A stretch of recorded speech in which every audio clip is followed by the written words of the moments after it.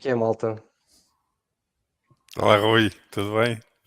Boa noite. Welcome, Matt. Hi, how are you? Welcome, Matt. How are you? Good, you? Thank you very much, Matt, for coming for our video cast. We are live now. Okay, cool.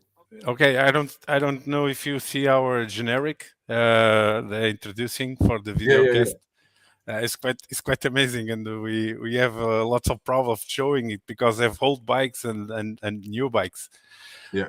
Okay, Matt, thank you very much for accept our challenge to come talk with Portuguese guys. We will make this Pleasure, really. show in we have an official language here in Slipstream Effect is the bad English. We talk bad English, so I hope you Bad, understand. Your English is much better than my Portuguese. Okay. Obrigado, I think is about. Obrigado, yeah. Yeah, Obrigado. very well. Okay, we are three. I'm from Algarve. Do you know Algarve, Matt? Have you been But here? only from at Portimao, Algarve? yeah. Yeah. Did you Yeah. enjoy it? Yeah, I love it. Yeah, I love it. Yeah. Nice yeah. part of the world. I love Portugal. It's Thanks. a great place. Lovely country. Thank you. Okay, Thank Matt. you. Well, the show will go like this. We need 2-3 minutes to make some announcements to our followers. Yeah. Because we are this year we were invited by Portimão Autódromo to be their partner, and Okay, we are selling tickets for it. We have already sold 100 tickets. We are making stuffs like preparing videocast in Wednesday, 21st of March. Yeah. We have been doing all this videocast to promote the MotoGP, the first race of 2023. We are three guys. It's me, Antonio, we have been emailing you. Rui Braz is our guy from Algarve, and José is not here because he's a little bit sick and it's not possible to come here talk with us, but he's listening to our podcast. So we are live on YouTube, we're live on Facebook, and we have other social networks like Instagram and Twitch. We are making it. It's Cool. 1 year project, Yeah. an amateur project. Yeah. We talk about MotoGP, only MotoGP, and sports and motorcycle sports, of course, like superbikes and other races. So this is going to be 45-60 minutes. I know you have an agenda full of compromises, so we try not to take you too long, and sometimes we can make some appointments in Portuguese because not all the followers understand the English. And we start like this. If you like it, if you don't have any problems with it, going to say some words. Okay, some words in Portuguese, and then we go and present you to all the guys that are very excited. I know for sure this will be an epic videocast because you are a reference in motorcycle sports, and lots of followers are always talking about you and your articles and your opinion, sometimes controversial. We know for sure. We'll talk about it. And okay, let's go. Rui, vamos lá então fazer aí um apontamento para os nossos seguidores. Olha, pessoal, exato. Olha, tivemos hoje um dia, se calhar, da confirmação do tamanho do que o Slipstream é hoje em dia. Recebemos um e-mail da parte do nosso próximo patrocinador, podemos dizer assim mesmo, patrocinador. A WD40 vai ser um patrocinador oficial do Slipstream Effect nos próximos tempos. Vai ser um patrocinador que vai nos acompanhar nesta aventura da bancada no AIA, mas vai ser um patrocinador que vai ficar connosco muito para além disso. A época de 2023 vai estar connosco e esta parceria que estabelecemos com a WD40 mostra que se calhar só um grande grupo como este do Slipstream Effect conseguia trazer um player monstruoso, megalómano, diria até, como a WD40 este cantinho de Portugal. Vai-nos permitir, tivemos a negociar várias coisas para podermos começar a estabelecer a parceria, mas posso-vos dizer que vamos ter as t-shirts que muito queríamos para todos os nossos seguidores que vão estar lá na bancada do Slipstream Effect no AIA. Vamos ter essas t-shirts cortesia da WD40.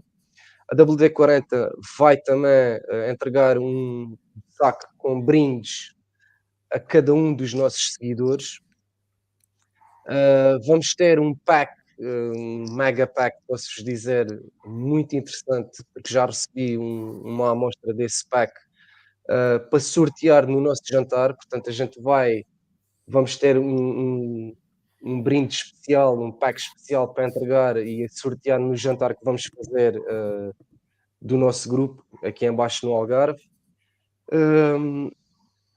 E quanto a isso, é uma coisa que, epá, Pedrosa, acho que deve encher de orgulho todos estes que têm feito parte do projeto do Slipstream Effect e que têm acompanhado, porque seguramente a WD40 não se iria aliar a algo que não tivesse a força, né, do Slipstream Effect e o estabelecer desta parceria com a WD40 só mostra que o grupo e as pessoas do Slipstream Effect, quem nos chegue principalmente, porque não és tu, não sou eu, não é o Tozé, são as pessoas que nos chegam que permitem que alguém como, né, uma marca como a WD40 se associe ao nosso podcast. E por isso acho que estamos todos de parabéns, acho que é um dia muito, muito, muito especial aqui na vida do Slipstream Effect.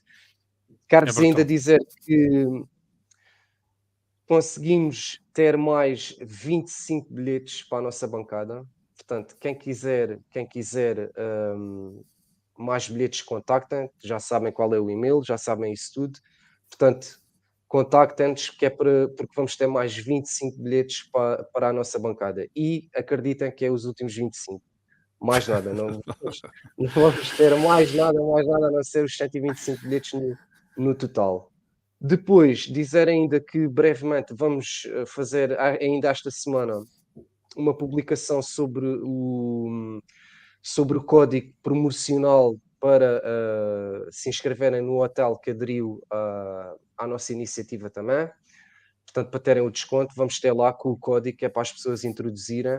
E depois vamos também fazer ainda uma sondagem, porque precisamos saber o número que as pessoas vestem de t-shirt para poder mandar fazer para a bancada. Portanto, ainda esta semana contei com pelo menos mais 2 publicações nossas, uma na informação do código promocional e outra para saber o tamanho que vamos precisar das t-shirts para a bancada do Slipstream Effect. Pá, não vamos tomar mais tempo ao Matt. O Matt está aí a olhar para nós e nós temos que dar voz a quem percebe MotoGP, que é o Matt seguramente. Okay, Matt. Sorry, but we need to say this, okay? That's fine. All good. No, this was an epic. I'm sorry, I can't speak Portuguese. No, but it's not Russian. You understand some words. You understand. This is for the MotoGP in Portimão. Like I was telling you, Rui is announcing that we have this, this support from one brand, from lubricants, WD40. They want us to join their efforts, making their brand more known in Portugal, and we achieved this partnership with this brand, and we are amateur. We just want to promote MotoGP. Really, So when we have motor racing in Portugal, we say now we have to make something better for the people that are seeing MotoGP. You have to take people there to the races like in the 80s and the 90s. And this is one of the reasons that we remember Matt Oxley. We remember who is the guy that can help us saying the good things that we have in the 80s and in the 90s, and who is the guy that have this clinical eye, appreciating the races in nowadays with a lot of technology and making this analysis. And we said, let's talk with Matt. And that was a very good surprise when you say, okay, I'm fine talking with you guys, and this is what was. I'm Thank you always very happy much, to Matt. talk about motorbikes, you know. So we can start talking about Matt. Who is Matt? We know you are a race Islov Man TT racer. You won, and you hold a record lap. You are a writer, and you are a journalist, and you have lots of presence in the social media. You know, we have Matt Oxley everywhere in Twitter, Instagram. We have a blog, these sites, these articles. So where did it come from? Where did you start racing? What was like? Tell us about you. You are, for sure, you are. You know, you have talked about this with lots of people, but our followers want to know it from your words. Sure. Well, it's the same question. Pretty much whenever I interview a rider for the first time, you know, nearly always the first question I ask is how it started. You know, why? You know, why? How did you get here? And I mean, nowadays, actually, I hate to say it, but it's generally always the same. You know, it's a bit boring. Well, my dad bought me a mini motor when I was 3 or 4, and you know, but in my day, it wasn't like that. You know, there weren't any mini motos when I was a kid, and my mum and dad would never have bought me a mini moto anyway. So basically, the reason I got into bikes, like most things that happen in my life, it's just kind of chance, really. No plan or anything. We lived out in the country. This is when I was, you know, a teenager, and my brother started going to college, and the only way, there was no way to get a bus or anything or a train. It was impossible. So he asked my mum to buy him a bike. And she bought him it was actually my granny bought him a little CB125 to go to university on, college. And of course, like, you know, he would instantly fell in love with the whole thing. And 2 years later, when I was 17, I got a bike, and we were racing on the roads, and we were crazy. And, you know, we knew we were either going to die or get put in prison if we carried on riding the way we were. So we thought, okay, we got to go racing, you know, just to stay alive, really. And he started racing. He was 2.5 years older than me. He started racing, and then, you know, we were very skint, had no money at all. And I started racing when I was 20, I think. So that was normal in those days. You know, you got into bikes, and you had to earn money to get a bike yourself. Your mum and dad generally didn't help. So it was so different in those days. And then I started racing in 79 when I was 20, you know, with no ambition or anything, just because I wanted to, you know, I just wanted to, you know, be able to race, basically. And it just went from there. And from a journalist, and I got my first job as a journalist 2 years later, I think. And again, that was just through, you know, when I was at school, when I was 16, 17 at school, getting really into bikes, I used to buy all the magazines, and every one of them, and be reading them front to back, you know. And then I began to think, wow, you know, that's just got to be the best job in the world, you know. So, so like every 6 months, I would just write a letter to all the bike magazines, "Dear sir, give us a job," kind of thing. And eventually, I got a job, and that was 42 years ago. So nothing much changed since then, really, you know. Yeah. So you are connected with the sport 42 years. You started writing first, is that? So, I started racing when I was 20, so that's 43 years ago. And I got a job when I was 21, 22 as a journalist. So that's, 41, 42 years ago. Yeah. Initially on a magazine that did everything, more road bike testing and stuff like that. And I went from there to Motorcycle Weekly, then Motorcycle News, and then I edited Performance Bikes. But what I really wanted to do was report on Grand Prix. So I started reporting on Grand Prix in 1988.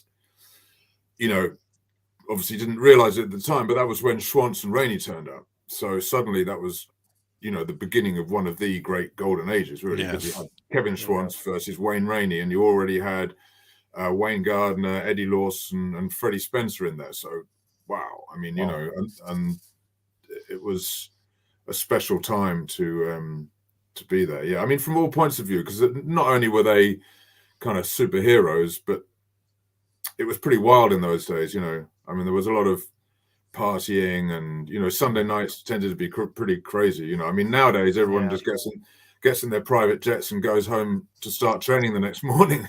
Yeah. Back then, you know, the Sunday night in the paddock back then was a dangerous place to be, you know. There was all kinds of stuff going on. Matt, I'm just curious about one thing. Sorry to interrupt you. So your That's right. brother got CB 125, and your first bike was A CB 125S, yeah, same thing. yeah, Little yeah, single cylinder, single overhead cam, very basic.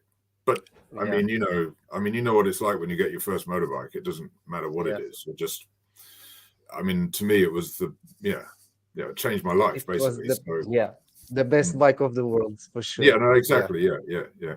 yeah.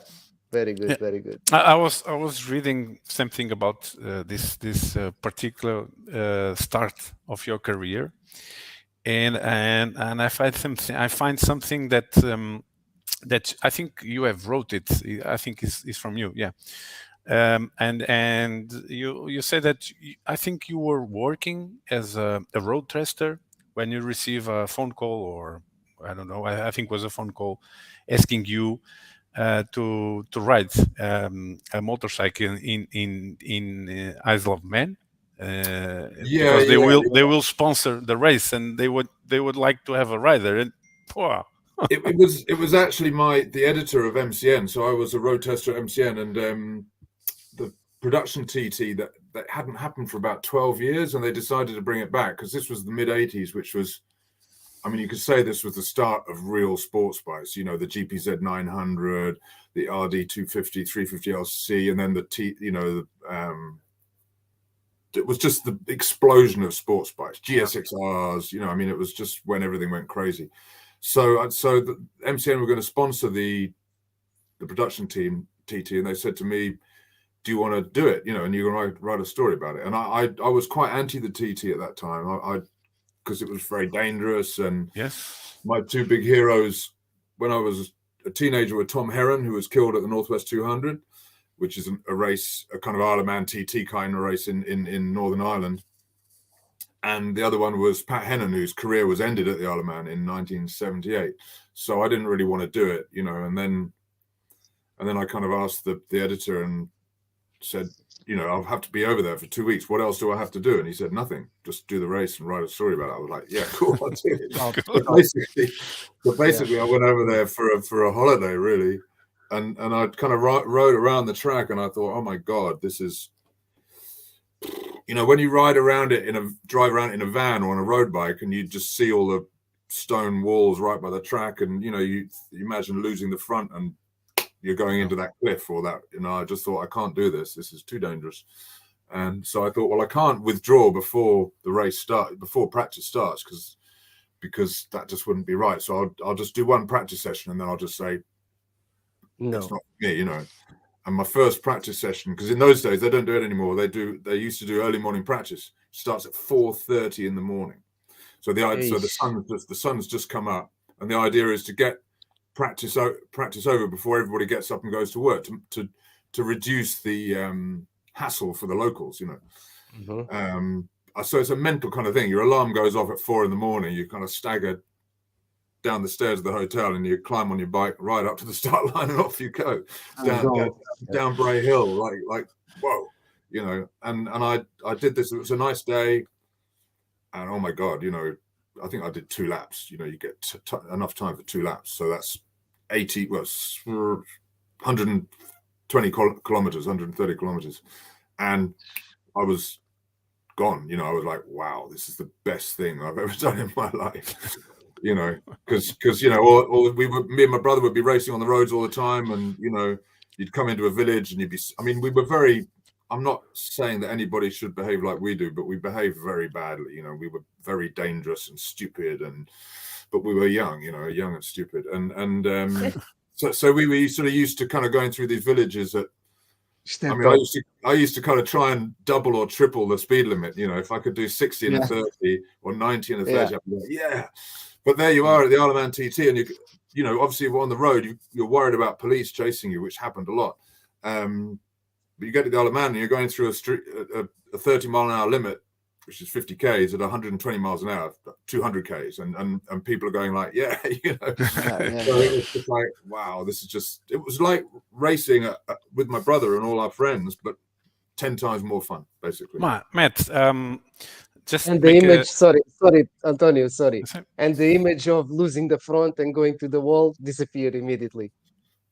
Yeah, pretty Yeah. much. I mean, Why not? you got to, you know, you know the risk you're taking. I mean, you fully know what will happen, and if you do crash, in certain places it'll be all right, but a lot of places it won't be. But yeah, your excitement, your youthful enthusiasm, your desire Past to that, your past desire that to image. win, Yeah, to yeah. finish second or whatever, it just takes over. And I did it 5 years, 4, 5, 6, 7, 8, 5 or 6 years, and then suddenly suddenly dawned on me. I was like, oh my God, I've got to stop this, Yeah. and I stopped. Yeah. Let me Super. just have an appointment of 10 seconds to our followers, just to introduce. Maltinha, já perceberam que estávamos a tentar perceber aqui como é que o Matt começou a correr. O Matt teve uma primeira moto, o Rui ajuda-me, mas teve uma Honda 125, não foi? Sim. Uma Honda 125, aquilo era para ir para a escola, para ir para a universidade e tal. Depois começou a ler umas revistas, entusiasmou-se e aplicou-se para ser jornalista. Foi o primeiro jornalista de reportagem, de corridas, e entretanto recebeu uma chamada do editor para ir à Isla de Man e fazer uma corrida e escrever sobre isso. E ele não estava com muita vontade, até porque os seus fãs, os seus ídolos, dois dos seus ídolos, o Tom Herron e Pat Hennon, tinham falecido, mas ele acabou por ir e estava-nos a relatar o que é a sensação de andar completamente a fundo naquele circuito. Portanto, e claro que era jovem e maluco, como e estamos nos anos 80, portanto temos de dar isso como desconto. Okay, Matt. So 80s, youngs and wilds, racing and writing also. You were racing and you were writing, and you write a lot, and you write pretty good. One of the I've been doing a long time, Yeah, being a long time, so we have to be very, very competent. Lots of practice. Yeah, but in that days, you were talking about the beginnings of the all the stuff that are coming for the MotoGP and for the racing in motorcycles, and you met great pilots like Wayne Rainey and Eddie Lawson. You've been with them in the pit lane, and what you told that was a wild environment. Everyone wants to ride. Everyone was doing stuff very, very, very, enthusiastic. Do you find we know we have the difference, but you can put in a line of time and saying, I was in the 80s, what changed in the 90s, and when the 2000cc came. Can you make a line time with this? Not a timeline. I mean, everything's always a gradual change, and I mean, obviously, there have been big changes along the way. I mean, I guess, what would be the biggest changes? I mean, Mike Trimby sorting out the safety, which he did in the late 80s, and then this establishment of IRTA and getting the TV on a global setup rather than, in the old days, if you wanted to show all 15 Grand Prix, you'd have to go to each country and, on TV, you'd have to go to each country and negotiate with every promoter. You can imagine what that was like. So Trimby and IRTA got that all sorted so that, in the late 80s, so that the TV was under one roof. And then obviously Dorna arrived in 1992. But, even Dorna, that kind of didn't change anything. Dorna kind of were learning. It took them a while to kind of get the hang of what they were doing. So, there was just gradual change, like everything gets more professional because, and that's always the way it is, that one rider wins the championship and then the next year somebody comes along and he trains harder and he, et cetera, he's more focused and he wins the championship. So then everybody else goes, okay, I need to train harder and be more focused. And then he went, and it just goes like that to the point we are now. I mean, I would have quite liked to have been a Grand Prix rider in the 70s, even though it would have been very dangerous because you could have a laugh, it was fun, you'd go racing and then you'd go to the beach for 3 days and have a laugh and kind of stuff like that. Now, I mean, wow, I mean, these guys are training 6 days a week, all year round. I mean, it's a really, really, and that's not only because nobody smokes on the grid. Exactly. I mean, Rossi, No. Valentino Rossi, kind of, somebody asked him, it might even be me, I can't remember, how's racing changed? It's towards the end of his career, how's it changed? And he said it's become less romantic, and I think if you'd asked any racer who'd done 10, 15 years at the end of the 80s, at the end of the 90s, at the end, they would have all have said it's got less and less romantic and more scientific, which is just the way it goes. I mean, I prefer romance to science, but you can't stop science. It's here, and it's just it's I mean, we wouldn't be doing what we're doing now if it wasn't for science. So it's kind of, when people argue against science in MotoGP, it's usually on social media, on the internet, or on their iPhone. It's like, mate, you're actually arguing against science while you're on the internet and on your iPhone. So it's kind of doesn't really make sense. But I mean, I guess the big change was obviously the 4 strokes, going to 4 strokes, which I think, I love the 500s, but I love the 990s as well. I hated the 800s, which were around from 2007 to 2012, I think. No, 2011. They created horrible, boring racing because they were one-line motorcycles, and there was, the races became very boring for quite a long time. And then they went back to that, they went to thousands, and it got better. And I mean, the other big change was the end of tobacco sponsorship in 2006 or 7, and then the global financial crisis in 2008. So I mean, ever since that time, there's been no money in MotoGP, really. I mean, there's money at the top, but under there, I mean, you look at Moto2, Moto3, there's an awful lot of riders paying for their rides, I mean, and I know it's like that in car racing, has been for even longer, but and I mean, in a way, maybe that isn't that different, because back in the old days, the 250 privateers were, they weren't even fully professional, a lot of them. They would have a job that they would do when they went home or whatever. So, I was going to ask you about that, about the amount of money that you see on difference that is invested nowadays to the 80s, for example. It's a big difference. So the sponsors that they put the money today, they want results, they want achievements, they want their name on the TV and everything. So, and on the 80s, you don't have that amount of pressure probably from the sponsors. So I would say that I will put the amount of money on the top of everything that you are saying right now, because it's a big difference also. Yeah. I think. It's the sort of budgets now, because of all this new technology that's coming out, sort of, the sort of aerodynamics race now, which is actually really just kind of beginning, really.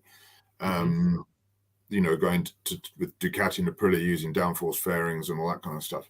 And now we're getting, they're following Formula One and using computer modeling, using virtual reality and AI to kind of help them develop the bikes faster, to test more setups. So it is getting incredibly scientific. And I mean, I'm in no way an engineer. I haven't got a clue. But what I do is go and speak to engineers and ask them lots of stupid questions to try and, because I know that most 99.9% people that read my stuff aren't engineers either. So there's no point writing like an engineer. You've got to go and ask the stupid questions to the engineer, and to try and make him explain it to you in a really basic way that then you can explain it to the readers in a really basic way. I think that the money that is invested on the show, it's done, it's finished, it's on the top. But the big money, it's on the back of the teams, of the official teams, the manufacturers. You were saying, I cannot imagine the amount of money that the group Audi invest on the Ducati course. It should be something right now. It should be something. They're spending a lot of money. They're spending a lot of money. They've got a lot of engineers. And then the Red Bull on the KTM, because the money, for sure, it comes from the Red Bull Center and everything, and that's linked between KTM and Red Bull and everything. And I think we could start now, if you want, Antonio, to put on our days, and I think it's about our days that the people want to hear. And you were touching over there one thing that I really want to know. That is the Aprilia project. I think the Aprilia project in nowadays, it's for me probably, and it's my opinion, probably the next big project in MotoGP. The way they are working, step by step, things very well thinking and everything.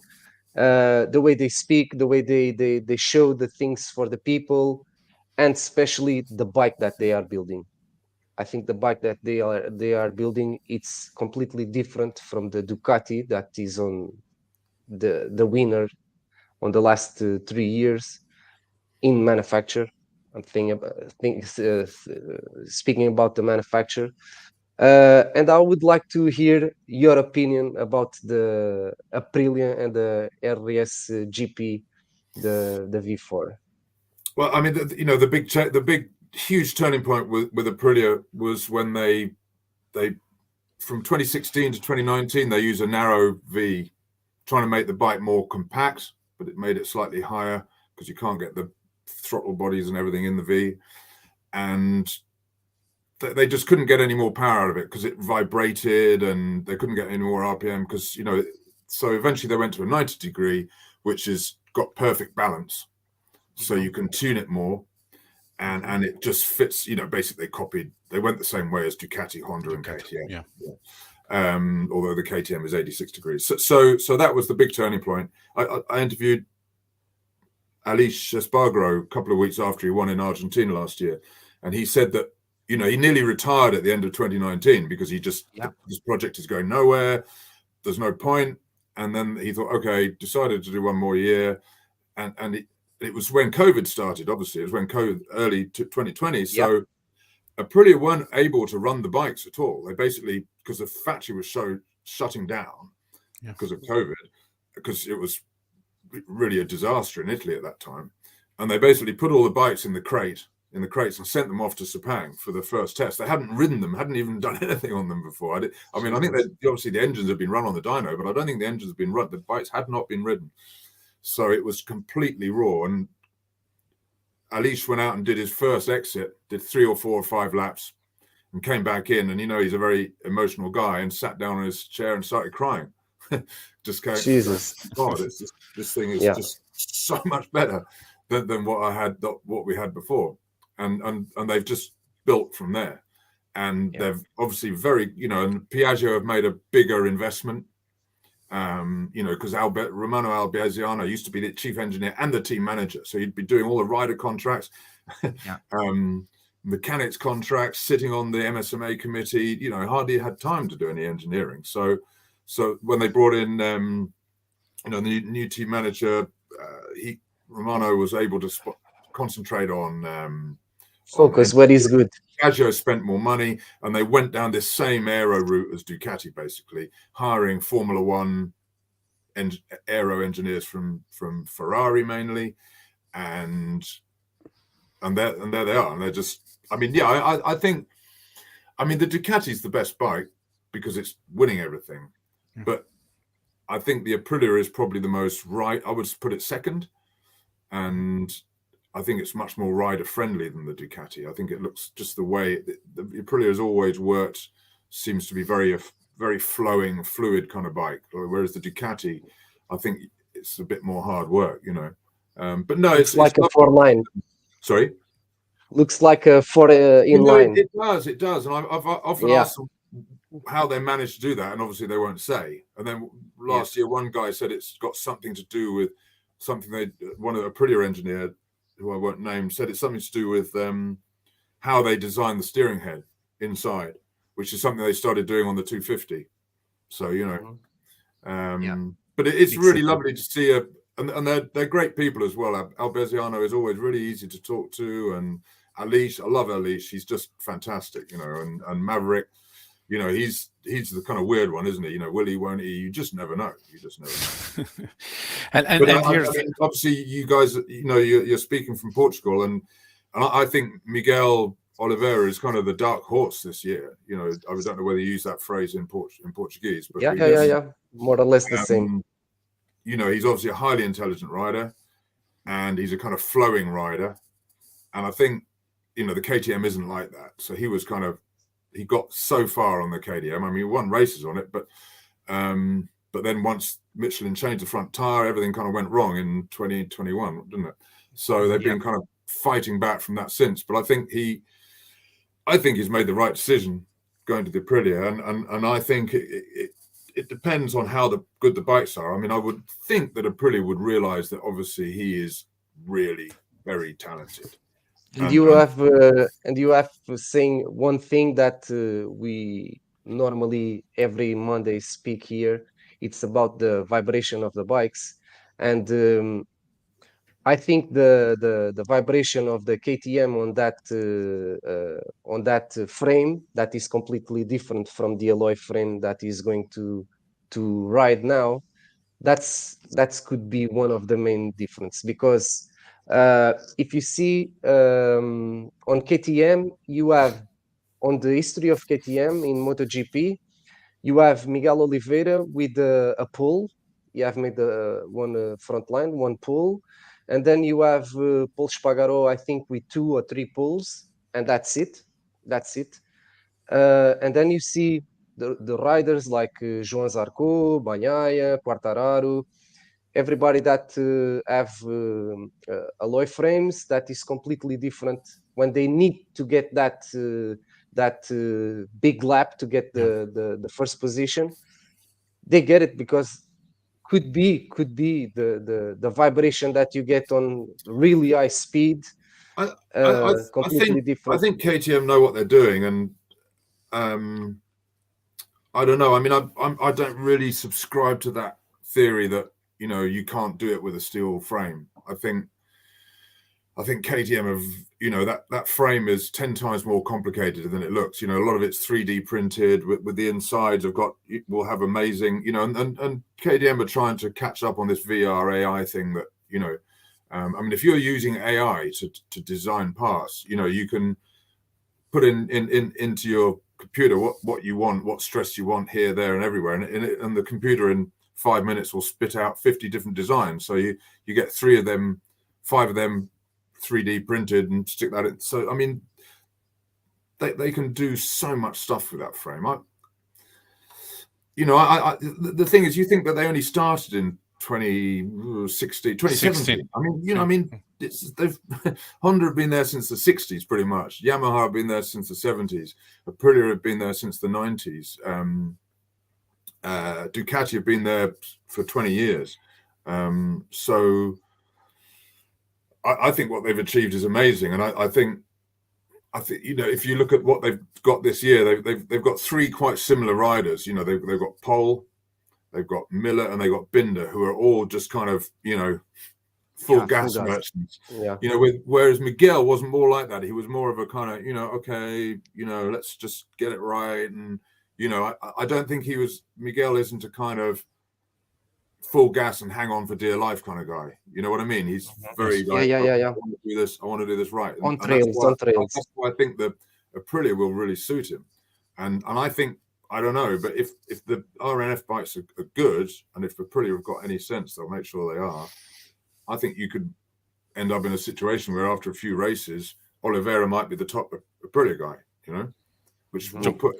We just came to the level of the pilots. We're talking about. Well, he could, you know, let's say after 4 or 5 races, he might have more points than Espargaro and Vinales. That's just a guess. I have no idea. Obviously, this is just a guess. But that will put Aprilia in quite an interesting position, because, you know, if he's going really well, and I don't know, I think he will. And I mean, you know, the season starts. I mean, I know he doesn't probably spend more time at Portimao than anybody else, but.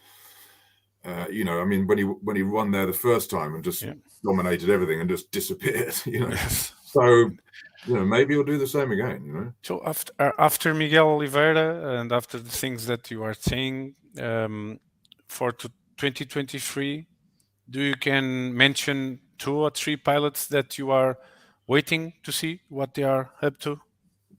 I mean, it could end up being a battle between Bastianini and Bagnaia on the factory Ducatis.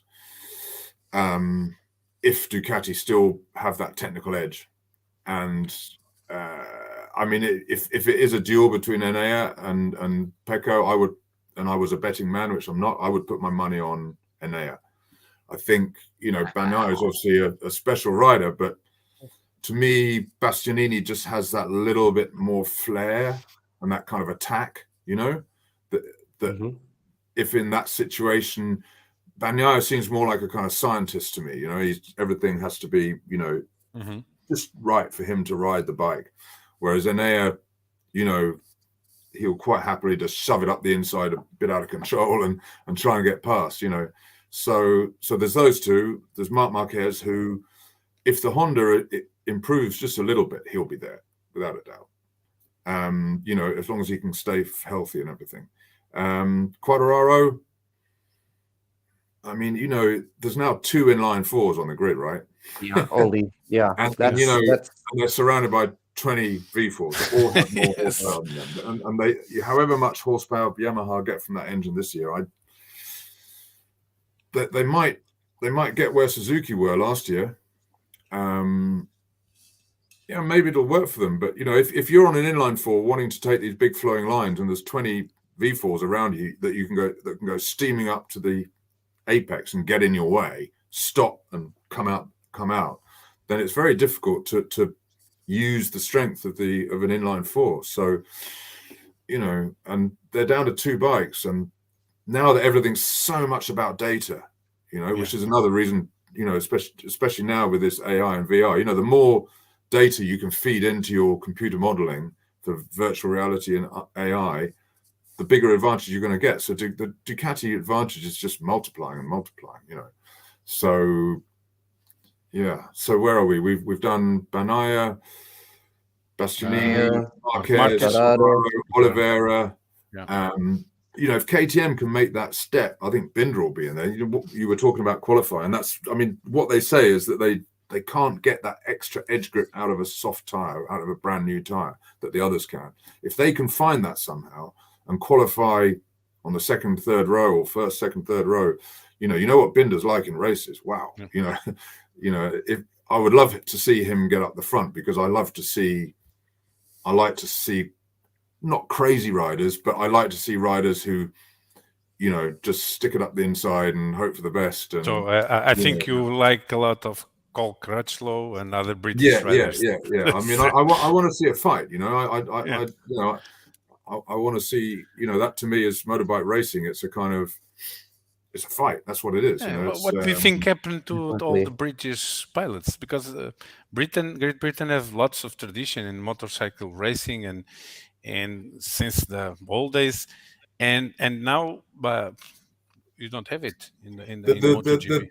The thing with the British racing scene, it's more superbike based, and there's a very quick, easy reason why this happened because I was racing in Britain in the early 80s, and everybody was racing Suzuki RG 500s and Honda RS 500s and TZ 250s, and which are Grand Prix bikes, 2-stroke Grand Prix bikes, which are not cheap. They cost a lot of money to run.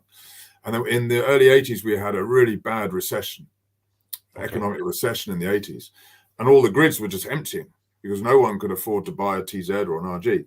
So somebody came up with this idea and came up with the Superstock Championship in 1985, which was basically stock 750s with slicks and loud pipes. But apart from that, just basically stock. So you could buy one for, you go to your local dealer. Would you want to sponsor me? Yeah.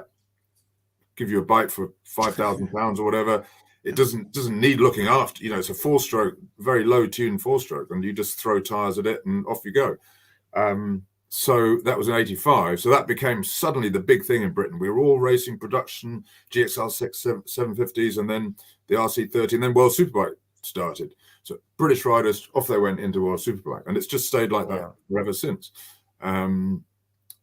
We race superbikes, the Italians and the Spanish. where it's all going on is race Grand Prix bikes, always have done. Yeah, probably. And, unless you're a British rider that kind of, someone like Scott Redding or guys like that, who basically went to Europe when they were 10 years old and raced in Spain, and learned the Spanish European way of racing Grand Prix machines. Unless you do that, if you come up through BSB, the chances of you getting a ride in MotoGP is very small, So it's just a kind of, we're Superbike and the TT, and everybody else is MotoGP, Okay, that's one reason that I have no idea. For instance, you talk about the 80s and the economic crisis in the 80s, and just flow for that. And the superbikes are getting very well noticed, and people like the thrill of the racing on Saturday and racing on Monday. Do you have any idea or opinion about this new format of MotoGP? The sprint race. Yeah, the sprint race. Do you think riders would like it? What's your opinion? I'm an old man, so I kind of I don't like change. So I'd rather not have it, because to me, you had this, Friday, Saturday, Sunday, the tension building, you free practice on Friday, qualifying on Saturday, and the big race tomorrow. Everybody wakes up on Sunday. Yeah, it's race day, and now that's kind of gone, because you wake up on Saturday and go, yeah, it's race day. And then you wake up on Sunday and, oh, it's race day again, So to me, it's killed that natural progression. But what do I know? If people like it, and I think the riders will like it so long as they get paid extra. When they announced it last August, we were all asking all the riders, what do they think of it? Some of them said, yes, we like it. Some said no. And Jack Miller said, yeah, I like it because it's more bonuses. This is the way riders think. But apparently no one wants to pay more bonuses. So that could get quite interesting. Yeah. Like I said, to me, it slightly devalues the race on Sunday. Yeah. We have the one between us in Slipstream Effect. We used to talk about this Saturday races, and we are not all together in the same opinion, because, for instance, I think Rui likes that that escalate that you make, like opera, like opera, and people are talking about, okay, but this will give us some show, this is show business, and people are going to Formula One and not going to MotoGP, so this can be a solution. I don't know for it. I think there are some other different ways. I don't know how is in Britain with the TV and seeing all the races, but in Portugal we have to pay it. It's not too much. With €5 you can see all of the season of MotoGP in a paid channel. Oh, right, €5 per month. Okay. Yeah.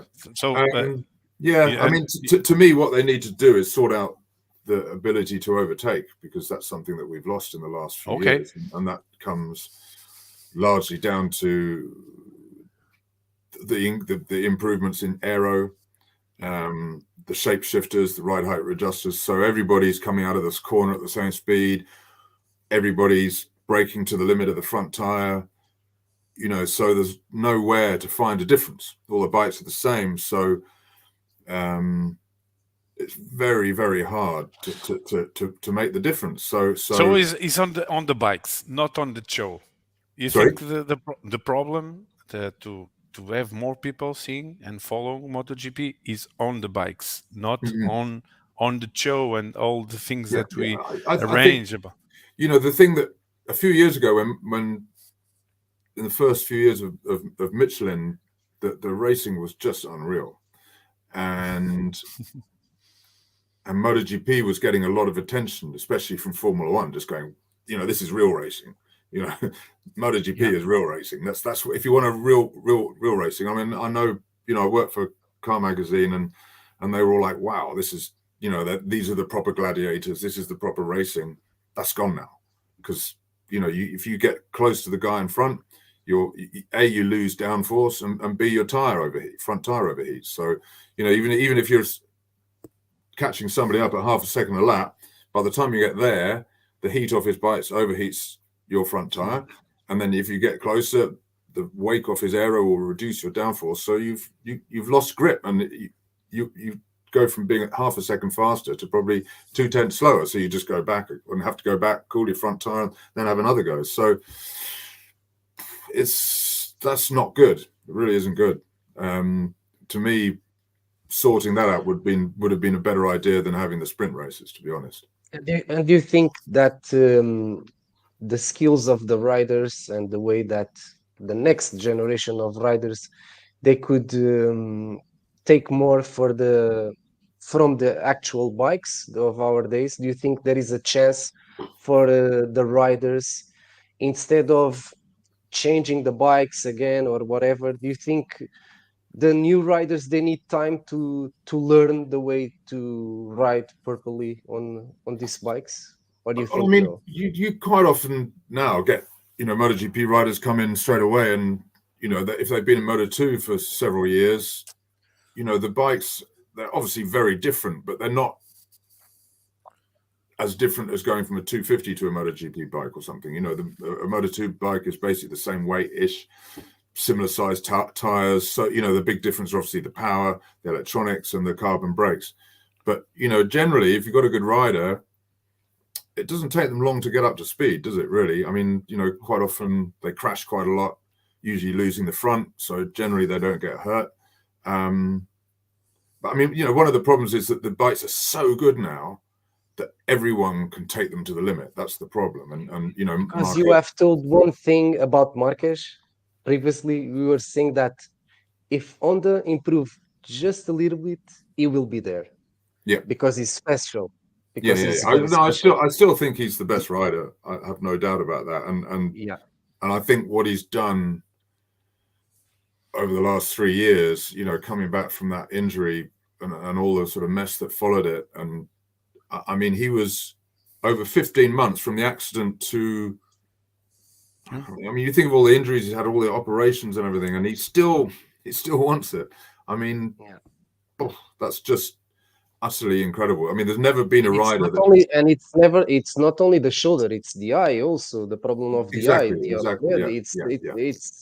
It's a historical, it's a clinical historical that it doesn't end. Yeah, I mean, if he does make it back and is winning again and battling for the championship, it will, until now, the greatest comeback was Mick Doohan, obviously nearly lost a leg in '92 after an accident at Assen, and came back to win 5 world championships. The same corner, on the same corner. Mark have the it's unbelievable. It kind of, and Mick was never off a bike for more than a couple of months, even with all the injuries, or 2 or 3 months, whereas I think Mark was on the 15 months after his accident, he was off bikes for 9 months, which is an incredibly long time to be out of it. And I mean, you're sitting there staring at the ceiling, waiting to try and get fit again. And most people would just go, you know what, he'll have enough in the bank, to have a nice life. Most people would just go, I've had enough. So but wow. And you see these pictures of him, the videos of him training. Yeah, I mean, I to me, he's already the best ever. I've never seen anyone like that. So, Matt, you write a biography of Valentino Rossi. You write the biography of Mick Doohan. So you are not now getting all the information to write the biography of Marc Marquez. Is it? I think I'm done with biographies. I think I kind of I mean, it all depends on how much time you get with somebody. You know what I mean? It kind of. I mean, I didn't know Doohan well, but I spent a reasonable amount of time with him because I was kind of working with him from like 1990. So, I was always there, kind of knew what was going on. And so, unless you can actually really bring a good story to it, unless you can tell people something they don't know, there's no point really, is there, Yeah, that's true. Yeah. That's true. And talking about big names and everything, do you think the level of the riders on the grip it's similar to the level of, for example, the time of Stoner, Lorenzo, Rossi, know. I don't think Pedrosa. it's ever been better, because I mean, you know, you look at the grid. You know, people like Raul Fernandez finishing right at the back on the KDM. I mean, there's no doubt that Fernandez is astonishingly good. I mean, you know, you go back to the Stoner, and there were guys at the back of the grid on quite old bikes paying for rides. You know, as far as I know, there's no one paying for a ride in MotoGP anymore. And if you go back to the glory days of Rainey and Schwantz and all that, you know, the slow guys, they were lapping them twice during the race. You know, Yeah. So the strength and depth of that field has never been stronger. And I mean, I think it's just, I don't know how they deal with the pressure, to be honest. You know, you've got to go out in qualifying and just, as Petrucci said to me, Danilo Petrucci said to me, you know, you basically, you don't know whether you're going to come out of every corner. You know, you go into every corner, you don't know whether you're going to come out. That's the kind of level of commitment that you've got to put in now. Yeah. Because if you lose 2 tenths, then instead of the second row, you're on the fourth row. And basically, if you're on the fourth row, your Sunday's already done, you know. Yeah, we had very recently a podcast here with Simon Crawford. He was here with us, and we were talking just about what you're saying about the level of the riders on the pass. It was a big difference, and we have tell the people that is not the first time that Ducati have 8 bikes on the grid. It have passed already, 16 in 2016 and everything. But the big difference, it's the guys that are riding that 8 Ducatis nowadays, they are all very good. Yeah. It's not the time of Yoni Hernandez. Forgive me, I respect all the riders, but you know, it's not the Czech guy that I'm not remember now the name of the guy. You know, it's not that level of riders. No, you are saying that you have a Bezecchi, you have a Marini, you have great guys, great all champions in great bikes. So the level in nowadays is super high. I'm on the same opinion of you, Matt, and I'm glad to hear that from you. The pressure, just going back to the pressure the guys are under, and especially now with the sprint race, so they've basically got to go out and risk everything in qualifying. Yeah. And then, however many hours it is later, is it 1 or 2 hours later, go out and race, you know, and the fact there's only points in the sprint race only go down to 9th, that makes it even more important to qualify better, you know, as if it wasn't already insanely close and insanely, you know, you have to take a lot of risks to qualify well. So there's just this tension, pressure ramping up. I mean, like I said earlier, I wouldn't want to do it. I really wouldn't. It's just too much like hard work to me, you know. I mean, you know. Okay, we have one question that is one of our followers that put it here, who is just show it here. Okay, yeah. Why are the riders so friendly? I think you know, they all have, well, either they have sports psychiatrists working with them, or they have done. And I think a lot of them, they kind of realize that if you're angry with somebody, you're upset with somebody, you know, you're wasting mental energy. It's distracting you. You know, you're better just to get, you know, it's such a science now that you're better to just get on with your job and do your job and not get distracted by your, you know, your hatred of somebody. So that's one of the things. So that basically they're all going like, you know what, I don't want any aggro. I'm just going to do my job. The second thing is social media, where if there's any disagreement between any rider, boom, it becomes a huge story, you know? And then all the journalists are asking them about it and blah, blah, blah, this, that, and the other. And it's just more energy when they could be focusing on, they need to be focusing on the bike, not on talking about the argument they had with somebody. And so that's 2 reasons. Another reason, which doesn't account for all of them, is that half of them live in the same street.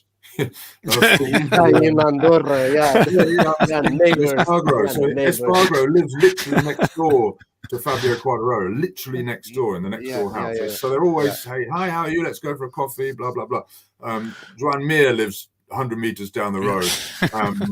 Alex Rins lives another 100 meters down the same road. You know, they all live in the same bloody street. So of course they're kind of friends. You know, so there's those three reasons. But the people enjoy a lot. Oh, sorry. No, go on. Sorry. Continue. No. Continue. No, go on. Sorry. I kind of already said it, so carry on. Yeah. But the people in 2021, they have enjoyed a lot the Qatar race between and the fight between Miller and Joan Mir.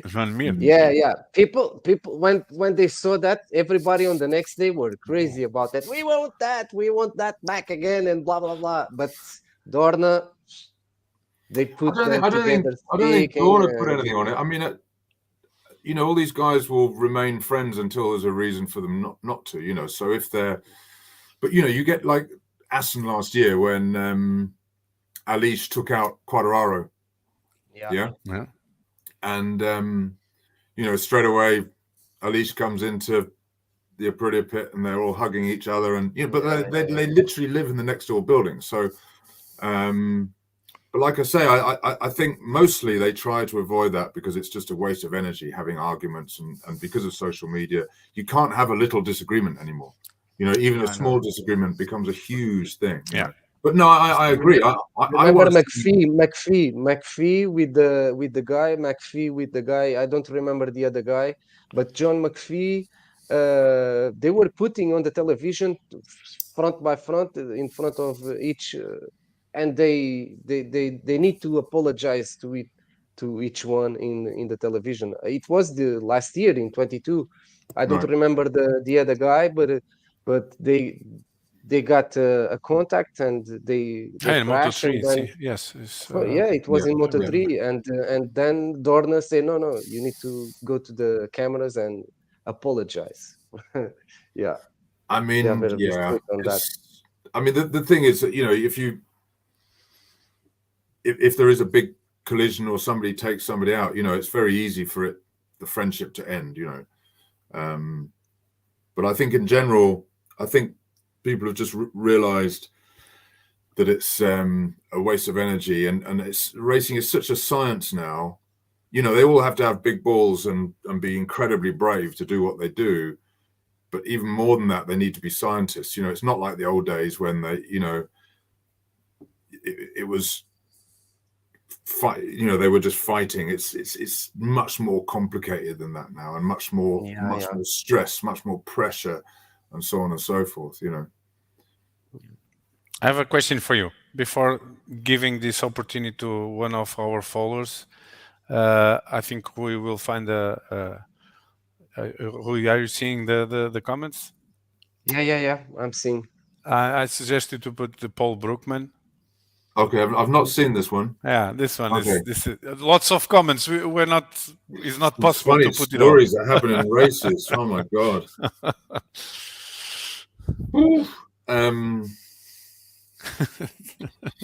This is a hard one. I mean, with racing, I take it very seriously, but at the same time, not seriously at all. You know, I take it very seriously, but I realize that it's not important. You know, it's just people riding motorbikes around in circles. I mean, it's the most ridiculous thing to do with your life, really. But funny stories that happen in races. It can be on a weekend, not in a race. I kind of, if I go back to my own racing, but when the year I won the TT, which was 1985, I was running a Honda NS250, and it was a 3-lap race, and there was quite a few other. There were 7 or 8 of us that had the same bike. They'd been imported specially from Japan, and I only ever did one race at the TT because I used to have to work there as well. Whereas most other guys would be in 4 or 5 races with 4 or 5 different bikes. So I was able to kind of focus in practice on my one bike. And there was a lot of discussion about whether the bike would go 3 laps without fuel. So without a fuel stop, because obviously if you have, you know, you save 1 minute if you don't have to make a fuel stop. And everybody was like, no, it's not going to do it. We're going to have to stop for fuel. So on the last day of practice, I went out. It was a very basic racing back then. I had one mechanic who was a friend. We took the fuel tank off and turned it upside down and filled it up upside down with the filter and everything taken out, just to get in every drop of petrol, and then put the filter back on and turned it back up, put cooling stuff over the tank and everything. And off I went to kind of do 3 laps at full race speed to see if it would do 3 laps. And on my last lap, coming down about 5 kilometers from the end, coming down this big straight from Cregny Bar, I stopped the bike and got off it and made sure that loads of people saw me and sort of pretended I was fiddling around with it and everything. And waited a couple of minutes, 3, 4, 5 minutes, and then got back on and raced again at full speed the last 5 kilometers. And we took the tank off, and it had 1 liter of fuel left in it. So I said, okay, we can risk it. It was still a risk, do the full distance without a fuel stop. And I think only one of the other guys risked it as well. All the other guys stopped for fuel. So, this is the thing about racing. Doesn't just start when the green light goes or whatever, when somebody waves a flag. And Matt, sorry. It was you that I've remembered. I'm going to wrong everybody. I'm going to make them because make them believe. I was like, hey guys, I had to refuel, and obviously but it was you. But it all got around the paddock, and so everybody was like, okay, we're going to have to refuel. That only by yourself, or you have to think with your team to do that? It was probably us, I think. Probably, yeah. Probably. Well, yeah. I mean, that's what I mean. You're always looking for an edge, You're always looking for some way to. Which is why with tire choices and suspension choices, and Barry Sheen apparently used to have the jet sizes for his carburetors, and he used to, and his gearing. How many, when racing was quite basic, and your gearing, what gearing you were going to run, and he would kind of write jet numbers on bits of duct tape and stick them on the fairing as kind of indicators for his mechanics. But of course they were the wrong ones, So people would come along and say, "Oh, he's running running that a number 12 main jet, so go and fit a number 12 main jet," and then their bike would be shit. So you get all these kind of things. That's racing. It goes on now, I mean, with the whole tire pressure thing, who's sticking to the rules and who isn't, and no one knows. Yeah, and I think the riders also do it now. Not the same things, but all of you see a lot on the grid now that there's a sudden change of tire, and everybody's you get on the grid and they suddenly change the tire and whatever, and just trying to mix all the just to confuse your rivals. I have one sentence that you write on a Twitter is a newer one, but I enjoyed a lot and seeing all the comments. And you write something like this, like a controversial issue: racing a motorcycle in the pissing rain is glorious fun. You write this, so and you made there was lots of discussion about racing motorcycles in the rain. You have Miguel Oliveira that now is called the Rain Master because he wanted to race on the rain, but I think he's better than the Rain Master. What is, I don't know what is that, but I like your opinion about racing in rain nowadays. It's like anything, some people like some things and hate other things. I used to just really enjoy riding in the rain. Yeah, you enjoy riding on race, especially when it was really raining heavily and the bike's moving around and you think, well, I mean, there's various things. You think, well, if I crash, I'm going slower, so but on the other hand, you slide longer, so slide further. So if there's an Armco barrier there, you're going to hit it. But no, I just used to really enjoy it. I mean, to me, what I like about motorbike racing is the craziness of it. It's the chaos, the craziness. That's what I love. And when you're racing in the wet, it's even more crazy. It's just a really stupid thing to do.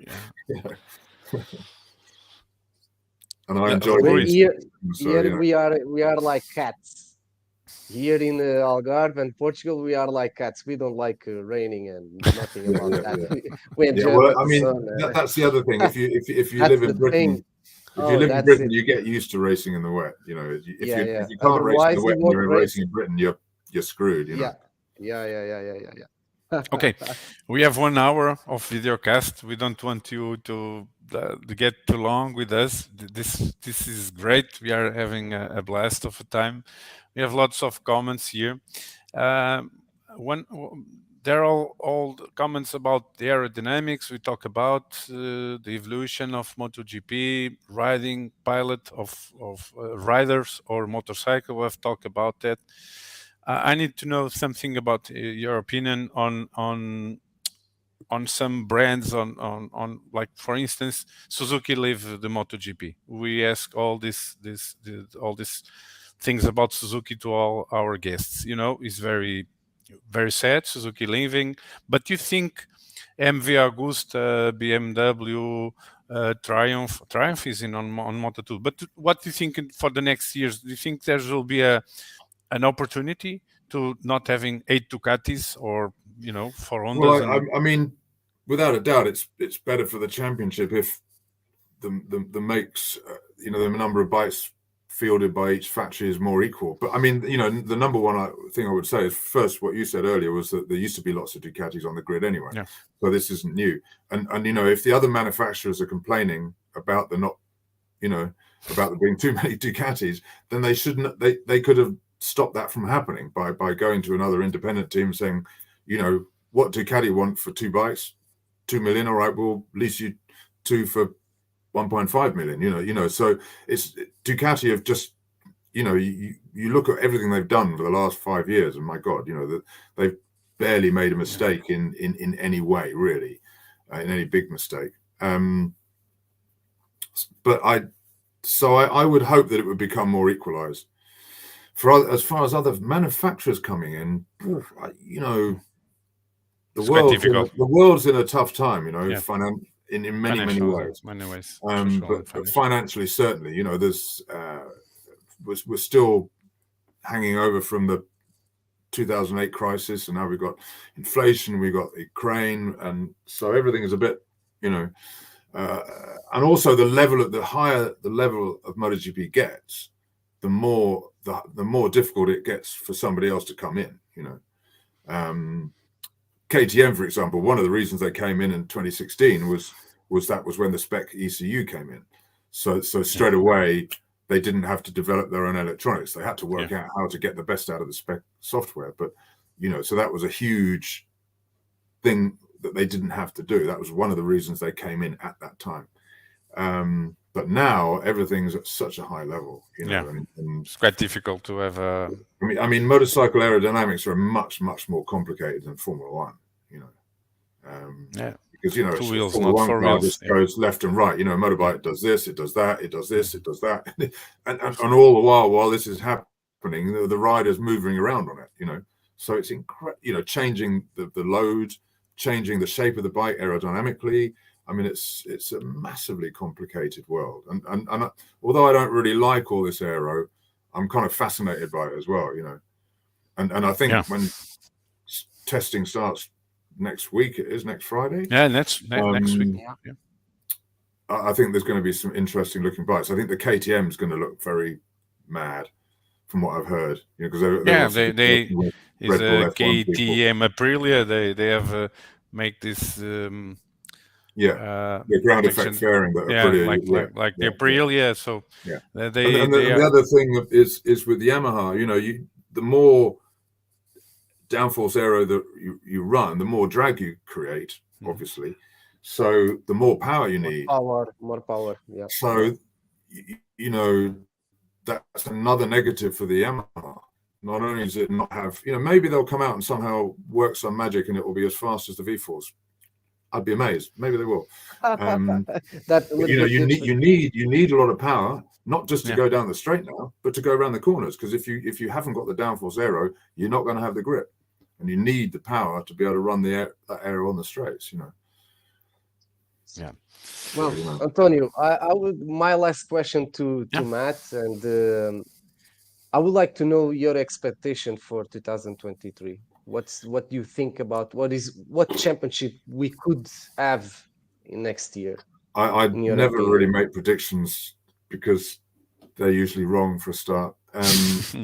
And you know, it's so close, it's impossible to know. I mean, I hope it'll be a better battle for the championship than it was last year. I think it could be just Bagnaia versus Bastianini, looking at it over the whole season. But you know, like I said earlier, I you know, if the Honda's a bit better, Marquez will be there. You know, he will make it happen somehow.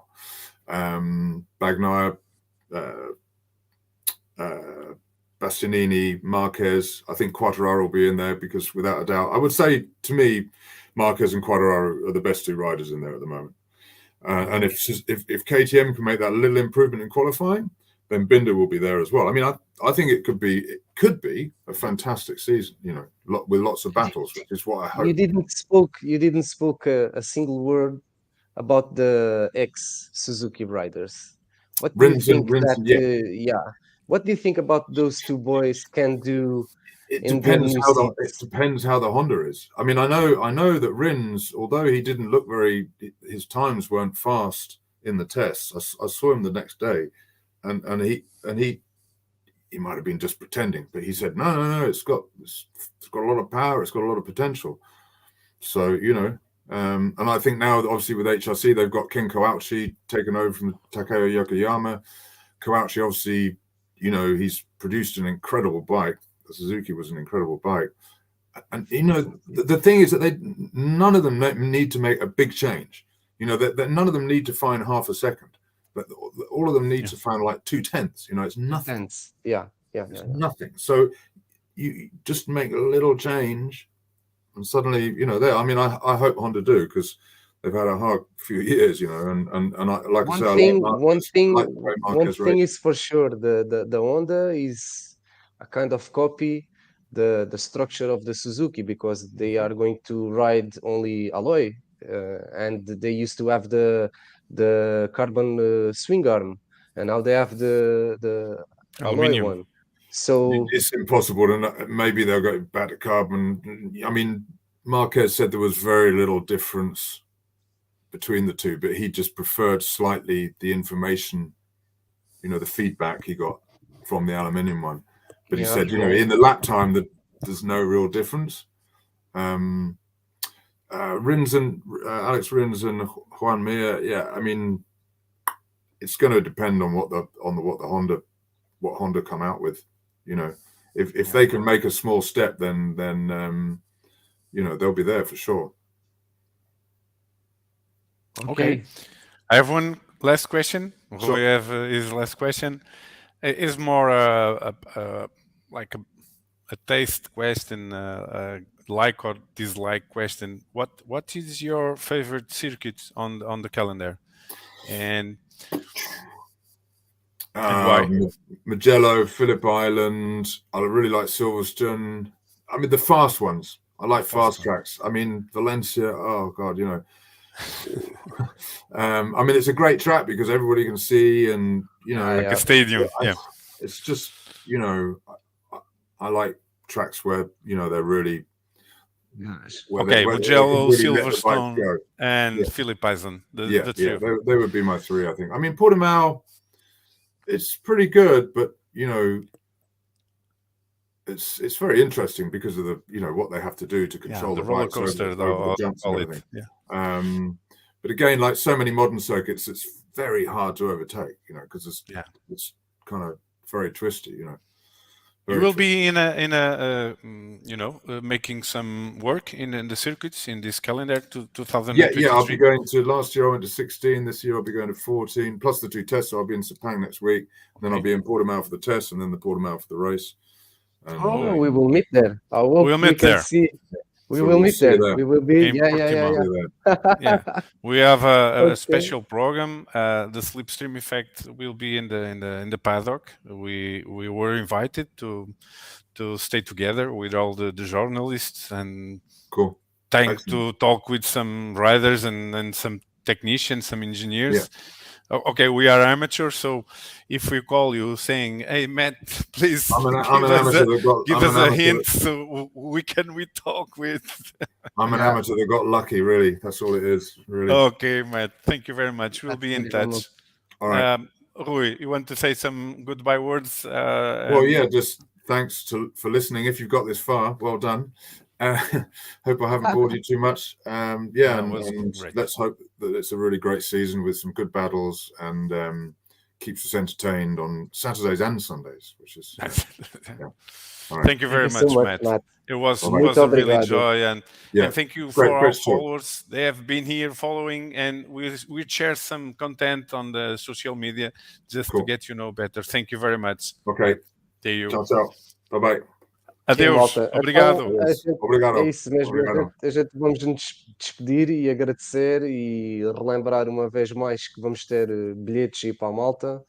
E não se esqueçam, esta semana vai sair mais novidadezinhas. Pois vai, Forte sempre abraço, inovar. maltinha. É isso mesmo. Forte abraço. Tchau. Ora, vamos lá. Bota brita. Vou botar agora. Espera aí. Isto não está aqui o Tozé, é o que dá. Bora.